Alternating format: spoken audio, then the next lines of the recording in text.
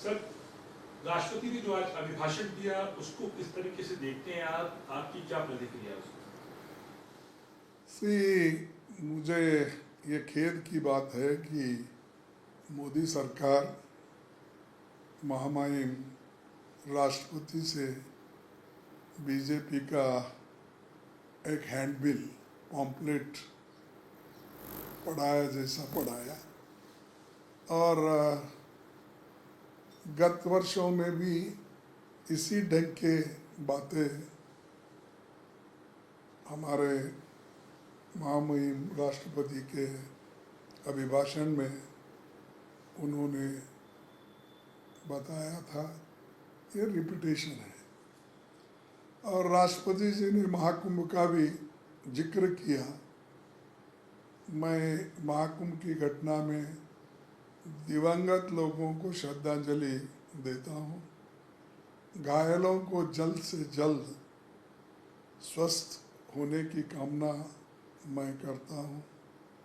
BJP सरकार ने अगर एडवर्टाइजमेंट और वीआईपी के इंतज़ाम में जो ज़्यादा ध्यान दिया, जो उनके लिए जो उन्होंने काम किया, अगर वे उतना ही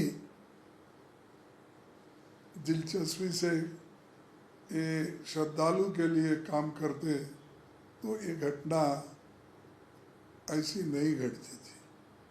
तो मैं ये इसको पॉलिटिक्स नहीं करना चाहता हूँ, लेकिन जो घटना हुई, लेकिन आइंदा ऐसी घटनाएं नहीं घटना चाहिए। और वीआईपीज़ के होर्डिंग, वॉल पोस्टर हर बस पे, हर अपने क्या कहते हैं कि हर कार पे, ये नहीं होना चाहिए, क्योंकि वहाँ कोई इलेक्शन नहीं चल रहा। वहाँ श्रद्धालु वहाँ के कुंभ मेला में स्नान करके अपनी आस्था रखते हैं। लेकिन ये बहुत बुरी बात हो गई, लेकिन मैं दिल से श्रद्धांजलि उनको देता हूँ। और जो राष्ट्रपति के भाषण में हमारे युवाओं, महिलाओं, किसानों और खेत मजदूर, श्रमिकों को, गिग वर्कर को, कामगारों, मध्यम वर्ग और गरीब के लिए 10 वर्ष में भाजपा सरकार ने केवल मायूसी दी, लेकिन उनके लिए जो उन्होंने पहले वायदे किए थे वो वायदे तो नहीं निभाए, लेकिन फिर से वही बातें दोहराने का इस टाइम भी किए हैं। दूसरी बात यह है, दलित, आदिवासी, पिछड़े वर्ग के लोग केवल भाजपा के अत्याचार झेल रहे हैं। अभी बिहार के हमारे संसद के साथ जो मामला हुआ और संसद को मारा पीटा गया और बहुत सीरियसली इंजर्ड है। हमारे सासाराम मत क्षेत्र के पार्लियामेंट मेंबर बहुत गंभीर घायल है, उनको यहाँ हॉस्पिटल में भर्ती करने के लिए ला रहे हैं। एक एमपी की यह हालत है तो आप सोचिए कानून की व्यवस्था डबल इंजन सरकार में कैसा है। बिहार में तो उन्हीं का राज्य है, यहाँ भी है।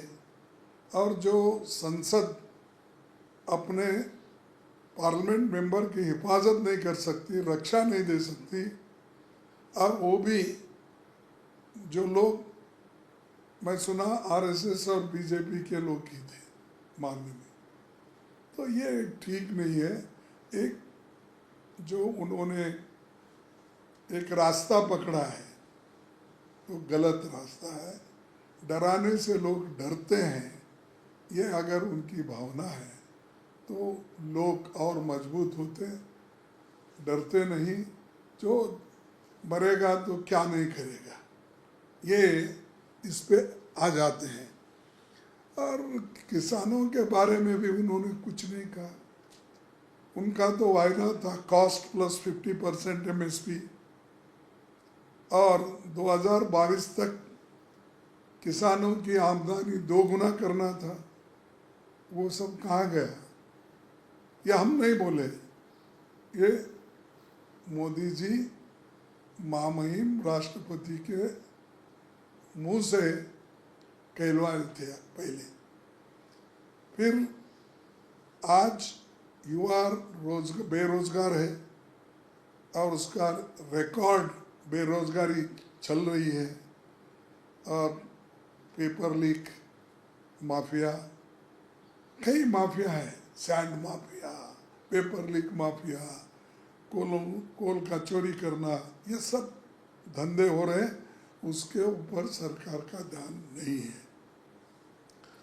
और मध्यम वर्ग को तो टैक्स टेररिज्म, और अमीर लोगों को उन्होंने जो वायदा किया था देने का, तो 2-4 लोगों के लिए उनका वायदा था, वो कर रहे हैं, लेकिन गरीबों के लिए और मध्यम वर्ग के लिए, पिछड़ों के लिए कुछ नहीं किया या इसमें बताया। मोदी जी कहते हैं कि वे महिला की शक्ति के बारे में, सशक्त करने के लिए बहुत कदम उठाने वाले हैं, लेकिन महंगे अनाज, महंगाई शिक्षा, रोज बढ़ते इलाज के बिल की मार से महिलाओं की बचत भी गायब हो गई। जो भी कुछ बचा के सेविंग्स रखे थे वो भी खत्म हो रही। राष्ट्रपति के अभिभाषण में हर योजना के बाद कहा गया है कि इससे रोजगार सृजन में मदद मिलेगी, यानी रोजगार तैयार करने में या जॉब क्रिएट करने में इसका मदद होगा, लेकिन आज तक नहीं हुआ। ये तो रोजगार घटते जा रहे हैं। और सालाना नौकरियों का वायदा किया था उन्होंने, अब तक तो 2 करोड़ सालाना, अब 20 करोड़ तो देना चाहिए था, लेकिन वो भी कुछ नहीं। और ये नौकरी के बारे में भी इतने झूठ बोले हैं, और वो भी डट के बोलते हैं, और अभी भी बोल रहे हैं। यह मुश्किल है। अरे जो फेल्यूर है उसको आप स्वीकार करो, और ये कहो कि हम आगे क्या करने वाले हैं। हो गई, अब आगे युवाओं को कैसा आप संभालेंगे, नौकरियां कैसे देंगे। सरकार में भी कम से कम अब 40 लाख वैकेंसीज है, वो तो दो, उसके लिए प्रोविजन करो, उसकी घोषणा नहीं है। और दूसरा, ग्रामीण क्षेत्रों में तो एम्प्लॉयमेंट लगातार गिर रहा है। ये सारी चीज़ें एक तरफ है, और एजुकेशन के लिए उन्होंने बहुत कुछ वायदा किया, लेकिन बच्चों का जो स्कॉलरशिप है वो भी ख़त्म कर रहे हैं। और GST को गृहस्थी सत्यानाश टैक्स बनाना हो, ये एक नया उन्होंने निकाला है। MSME इंडस्ट्रीज के बिगड़ते हालात, मणिपुर में 21 महीनों से हिंसा हो रही है, उसके बारे में भी उन्होंने ठोस कुछ बोला नहीं, और उसको कैसे सुधारेंगे ये भी उन्होंने नहीं कहा। प्रधानमंत्री मोदी जी संसद शुरू होने से पहले कॉन्स्पिरेसी थ्योरीज को गढ़कर देश का ध्यान भटकाने का काम करते हैं।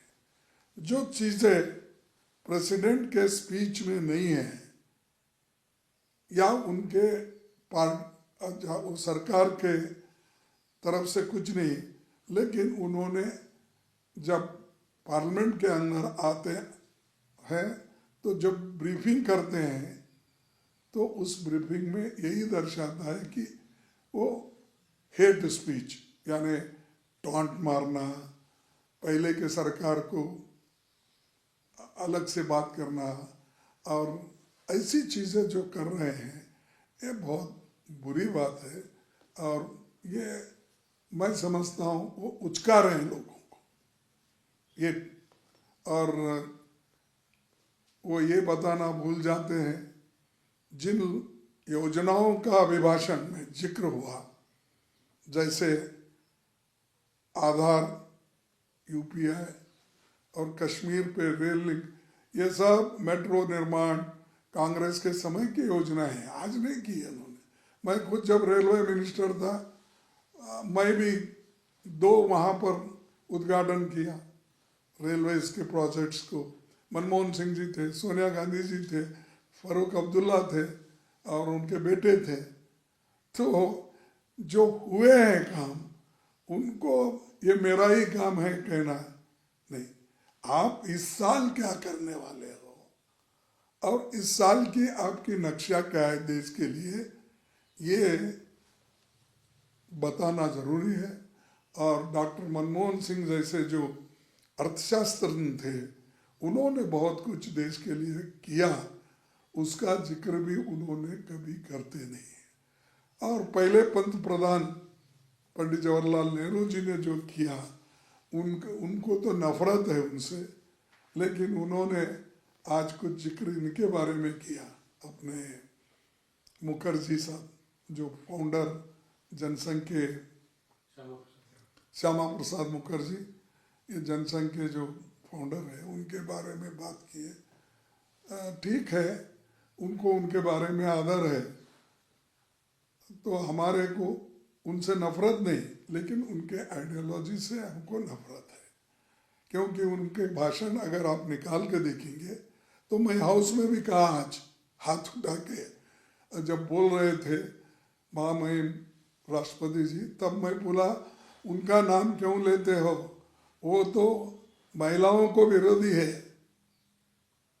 तो मैं ओपनली वहाँ भी कहा। तो अब इनकी जो ये हो गई है, ये राष्ट्रपति भाषण, इसमें जो सरकार ने लिख के दिया वो उन्होंने पढ़ा, बस उसमें कोई बड़ी चीज़ें आई नहीं और कोई फायदे की चीज़ बोले नहीं, या युवाओं के बारे में, SC/ST के बारे में, बेकारी, इन्फ्लेशन, तो ये सारी चीज़ें हम उठाएंगे जब ये अपना राष्ट्रपति जी का भाषण के ऊपर चर्चा चलेगी।